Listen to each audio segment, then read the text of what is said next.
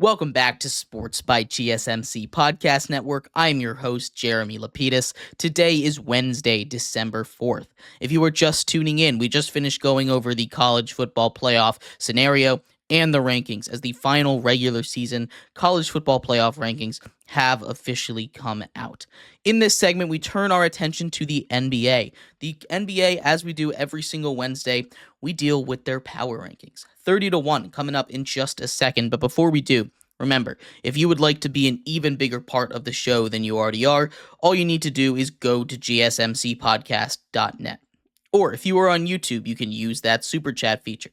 If you do either of those two things, a message should pop up on the bottom of the screen for you, me, and everybody else around the world to see. If you do have a burning question about sports, anything at all that you would like to ask, go ahead and throw that in the comments. Throw it in the chat. I will get to it as soon as I possibly can. I appreciate everybody so much for sticking around, talking some sports with me here on a beautiful Wednesday, December 4th. But like I was saying, get into the NBA power rankings here, starting off at number 30. Who else but the Washington Wizards? This is a Washington Wizards team that has lost 15 straight games, and while it's not the biggest storyline in the NBA right now as we're dealing with all the NBA Cup things, there is a real chance that they challenge that record, most losses in a row. Right now, they're looking at a brutal stretch for the rest of the month. They get the Mavs, then the Nuggets, the Grizzlies, the Cavs, the Celtics, their next 5 games. Then they get the Hornets. That's potentially a winnable game, but the Hornets have a very deadly offense, so we'll say they don't get that win there. After those 6 games, they get the Bucks, who are playing a lot better, the Thunder, one of the top teams in the league, and then the Hornets again. We'll say just for fun that they lose both of those games to the Hornets. They get the Knicks twice to finish out the year. There is a real chance that they do not win a game until the year is over, which means they have not won a game in almost 2 months. The Wizards are one of the worst teams, or are the worst team in basketball. They might break that streak that the Pistons tied last year of most losses in a row in NBA history. That's going to be a fun thing to check on every week in the NBA. Keep an eye on that one. The Washington Wizards are chasing infamy right now. At 29, we have the New Orleans Pelicans. They got a little bit healthier, right? The New Orleans Pelicans got a little bit healthier. They finally got back CJ McCollum. They got back DeJounte Murray, but it has not made a difference. DeJounte Murray has been so inefficient. He's been shooting horribly from the field. They have not really meshed together yet the way that they were expecting to, and the way that they kind of were at the beginning of the season. They're still dealing with a lot more injuries. Zion still is not back. They're still dealing with a couple of other injuries down their bench, but having a bunch of those stars back, you'd think this team would turn a corner. This is a Pelicans franchise that seems perpetually cursed to be dealing with injuries in the worst possible way. I hope they find a way to get everybody healthy at once, because this is a team that could be very dangerous, very fun to watch if everyone is out there at once. For now, Pelicans at 29, though. 28, we have the Utah Jazz. A couple of weird coaching decisions, or I guess just one big coaching decision this week for the Utah Jazz. A timeout called on what would have been a game-winning layup by Colin Sexton against the Lakers. Doesn't really end up that way. Ends up missing a game-winning shot after that timeout. Some head-scratching moves there, but that's just what happens when you're a team like the Jazz this year. A lot of things are not going right, but there's a little bit of brightness in that future. Some of their young guys are coming in and producing when they need them to. This is not a team that was expecting to win games, and for a team without much expectations, I'd say it's not an awful season for them so far. At 27, we have the Philadelphia 76ers. All right, that's not working. Philadelphia 76ers at 27 here. They're a team that had a lot of expectations, but now injuries, again, have just hit them like a truck. You had to deal with some, of course, Joel Embiid injuries. Paul George hyperextends his knee yet again. He still has not come back. Jared McCain's been playing great ball, but it's not enough. They don't have any big men. Andre Drummond just went down as well, and while he's not a guy you want to rely on in the post, when you have a short supply of big men, he's a guy that could be useful to have. Sixers are having a nightmare season right now, and they're down here at 27 to show it. At 26, we have the Charlotte Hornets. This is a fun team. This is not a good team, don't get me wrong, but this is a fun Charlotte Hornets team. They have an offense that they can just go and score on you, right?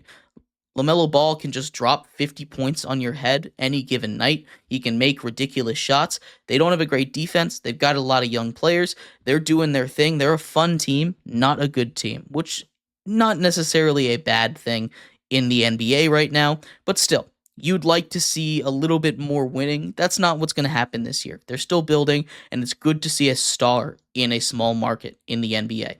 I know that's not usually what happens in the NBA. Usually they get shipped off to some big market, but it's good to see a star in smaller markets like Charlotte. At 25, we have the Portland Trailblazers. They went on a bit of a run there earlier a couple weeks ago. They've fallen all the way back down to earth. They really have. A couple of their moves in the offseason just have not worked out the way they were supposed to. Denny Avdija from the Wizards has fallen off a cliff back to where he was a couple of seasons ago. He's on the bench playing a little bit better now. The young guys are, again, are playing good. That's what you want to see in a team, and these teams that are at the bottom. The young guys are playing good. Not winning basketball, but you're building chemistry, getting prepared for the future, and that's all that you expected out of this Trailblazers team this season. They're doing what you need them to do for now. At 24, we have the Toronto Raptors. The Toronto Raptors here, again, they're not a good team. They have a lot of good pieces, and I don't think they were trying to be this bad this year. They're starting to get a little bit hotter. They're starting to win some games, but they are not very good. They're not. I don't know exactly what the issue is with this Toronto Raptors team, because you look at it on paper and it should be a lineup that, should be playing for probably a play-in spot in the East right now, at least. They're bottom feeders right now, and I can't really explain why. But the Toronto Raptors keep losing games, keep losing close games. They don't really have a way to close out games or have a clutch player to win those games in the clutch. For now, they're still at the bottom of the league. They're at 24. Talk about another team at 23 that is pushing their timeline a little further than they should. It's the Brooklyn Nets. They are winning games when they shouldn't be winning games. They're the opposite of the Toronto Raptors there. They get a couple of tough injuries, but Dennis Schroeder can just turn into Olympics Dennis Schroeder at any given moment. When Cam Thomas was out there, he should be back soon, I believe. That is just a flamethrower who can drop 45 on you any given night. This is a Nets team that, again, is fun. They're winning too many games for what they expected this season. They're probably going to come back down to earth soon, but right now they're chilling a little bit higher than the basement of the NBA. At 22, we have the Kings. They are on a absolute steep decline towards the bottom of the league. 6 of their last 7 games have been losses. They have just not gelled the way they needed to. De'Aaron Fox and DeMar DeRozan have not worked out together.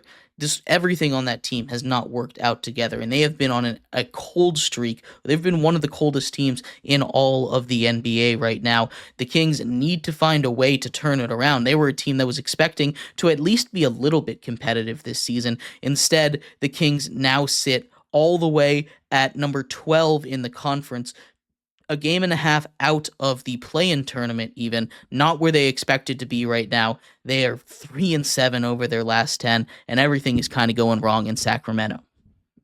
At 21, we have the Bulls. This is a team that's getting better. They're getting to about where you expect the Bulls to be this season, which is in that play-in range. They're currently sitting at number 8 in the conference. They've been solid of late, around 500, 4-6 in their last 10.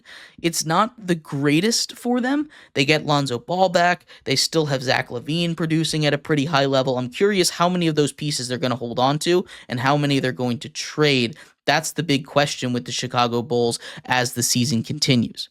Not sure exactly how it goes. This is a team that I thought would be kind of actively tanking this year. They're not really doing that. They're just being the Bulls. They're going to be kind of mid all season long, and that's where they sit, at number 21 in our rankings. 20 goes to the Indiana Pacers, though, and this is an incredibly disappointing team. They go as their shooters go, and right now their shooters are not shooting the ball. Tyrese Halliburton, especially having a down season, he needs to turn it around. They had these stretches last season where they seemingly could not hit the broadside of a barn. Right now, it's really starting to hurt them. 3 straight losses, 4-6 in their last 10, barely clinging on to a play-in spot right now. This is not a good look for them. They made the Eastern Conference Finals last year. I don't know what happened. It's basically the same team. They need to turn it around and quick if they want to make any kind of noise in the playoffs this year.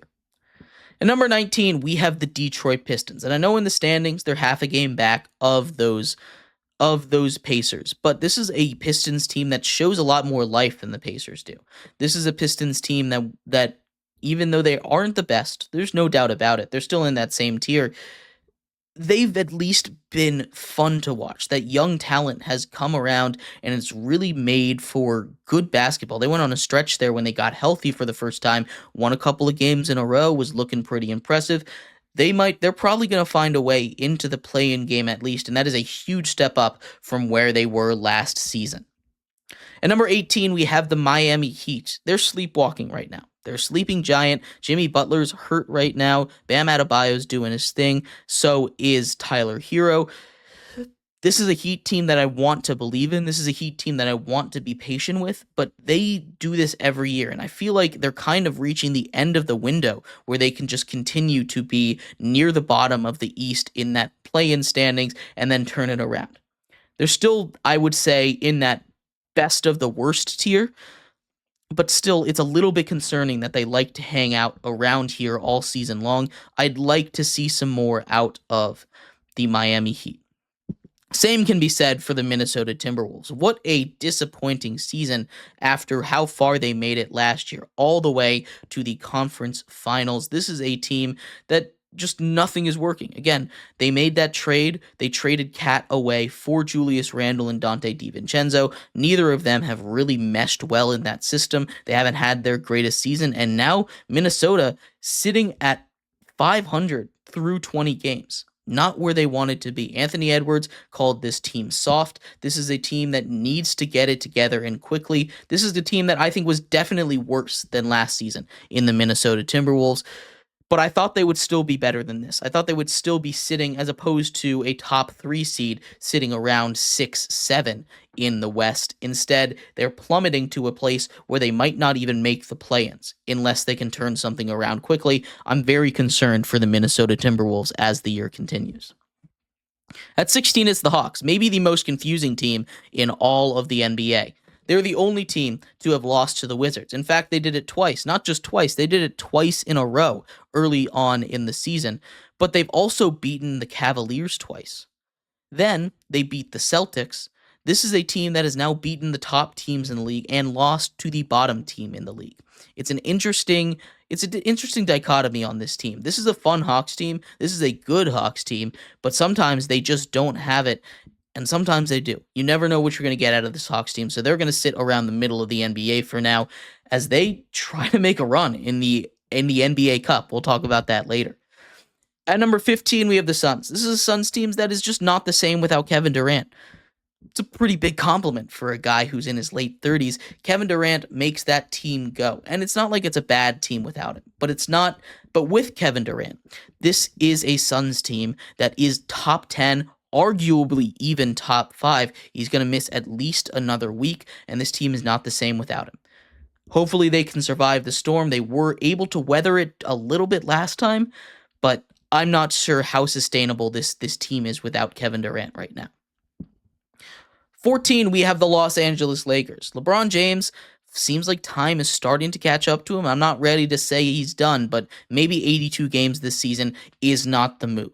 Maybe he needs to take a rest day. He's barely getting to 10 points. He's been super inefficient, the most inefficient in his entire 20-year career. He needs to start turning it around. This is a Lakers team that's struggled as of late, and I think LeBron James could do with a rest game or two. I know he doesn't want to, but I think it would be beneficial for him and for the team for him to get at least a game or two of rest in the next week.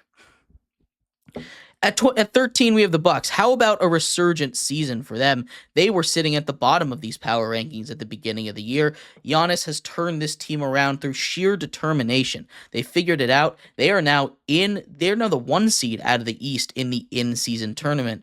This is a huge, huge boost for the Bucks, who are climbing the rankings of the East. Currently sit at 5th in the conference after starting near the bottom for so long. They're one of the hottest teams in all of basketball, winning 7 straight games, 9-1 over their last 10. This is a Bucks squad that is just getting back to where we expected them to. We all knew this team wasn't as bad as their record in the beginning. They figured it out. It's good to see. I think that the Giannis rumors can get shut down now that they're winning games. At number 12, we have the Spurs. They're putting up points. They are putting up points, and that is exciting to see. Victor Wembanyama getting more comfortable in that system with Chris Paul. They're in the play-in spot. They again have been one of the hotter teams in all of the sport, right?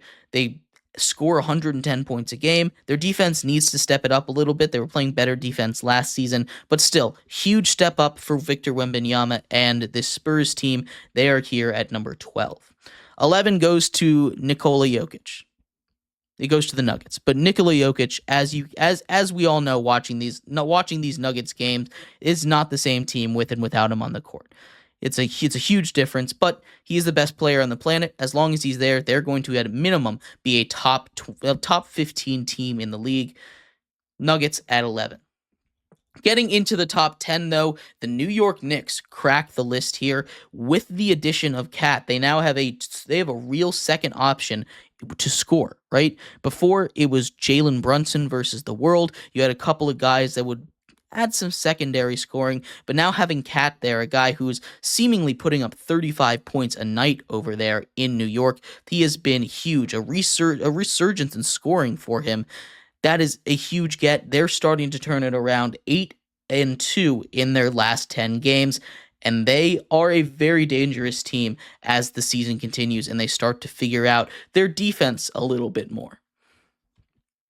Continuing in the top 10, at number 9, we have the Los Angeles Clippers, a team that I was down and out on, but James Harden has turned back into prime James Harden right now, has propelled them to the 5th seed in the West so far, and they have just been near flawless at home over the last couple of weeks. They started off pretty sloppy at home. They lost their first 3 or 4 games. Now they're 9-4 at home. They've been incredibly hot. This is the Clippers team that you do not want to see, the way that they're scoring the ball, the way they're playing defense. This is a dangerous Clippers squad. I'm curious how long they can hold out. Maybe Kawhi Leonard can come back. I don't know. That's kind of just a pipe dream over there for the Kawhi Leonard hopefuls. This is a good Clippers team, and they're here at number 9. Number 8 goes to the Warriors. They've kind of fallen off a little bit. They've been hit with injuries. Draymond Green's fallen back a bit, but they're still a very good team, right? There's no doubt about that. They've lost 5 straight, but still a top 10 team in the league by my estimations. They'll figure it out. They just need to get their rotation set again. They were running one of those deep rotations. 11 guys were getting in, and Steve Kerr, that was working. They need to figure out how to get back to an effective rotation. Right now, they're kind of slipping a bit. At number 7, the Orlando Magic. How about them? They're figuring it out. They started off this year hot, one of the hottest teams in basketball. Then Paolo Banchero went down, and then they were the coldest team in basketball. They have figured it out behind the Wagner brothers. The defense continues to do what it is, and this is a Orlando Magic team that is going to be a deadly team in the playoffs this year as long as they continue to play like this when Paolo Banchero comes back, which I'm curious how much the play style is going to change when he does. Should be back soon, though. Number 6, we have the Grizzlies. I love this Grizzlies team. This is a Grizzlies team that I think should be getting a little bit more love even. I consider them putting in the top 5, but they lost a game to that number 5 team. These are still one of the hottest teams in all of basketball right now, but they just ran into an absolute buzzsaw in our number 5 team, the Mavericks. But the Grizzlies, the rookies are really stepping up. That depth is really stepping up, and I'm very, very impressed with how well they're meshing it all together just like that. At number 5, like I said, it is the Mavs. And the reason they're all the way up at 5 is even when you have a bad night from Kyrie and Clay, Luka is doing his thing. They have options. If someone is having an off night, they're finding a way to win. 9-1 over their last 10. They have been incredible offensively, and it's so much fun to watch this team when they're on. They're the 5th best team in the league.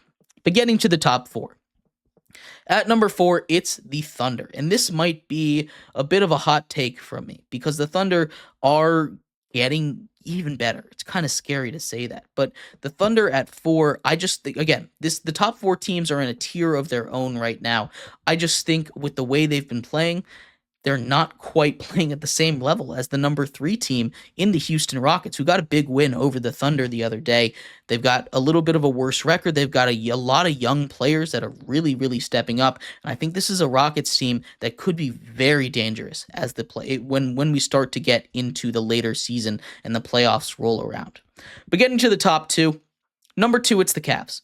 They took a couple of tough losses to the Hawks earlier, ended up missing out on the NBA play-in tournament right there, but they beat the Celtics. They got revenge. They beat the Celtics, and that's huge for them. They're going to stay in the top 2. This is a real contender at number 2 in Cleveland, and that coaching change did wonders. But of course, at number 1, it's the Boston Celtics. There's no better team in the NBA. They are just a juggernaut. They're not immortal. They're not perfect, but they are better than everybody else by a country mile. And this is just a team that still is going to get healthier. They're starting to phase Kristaps Porzingis back in. This is a team that's just going to get better and better as the season goes on, and I'm a little scared to see how good this team will get. But let me know what you think. Top 10, Knicks, Clippers, Warriors, Magic, Grizzlies, Mavericks, Thunder, Rocket, Cavs, and Celtics. Let me know what your thoughts are. We're going to take a quick break. When we come back, we break down the NBA Cup. 4 teams out of each conference. We'll break down the matchups, who's going to win, and who's going to win each matchup, and who's going to raise the second ever NBA Cup. Stick around for that. We'll be right back here on Sports by GSMC Podcast Network.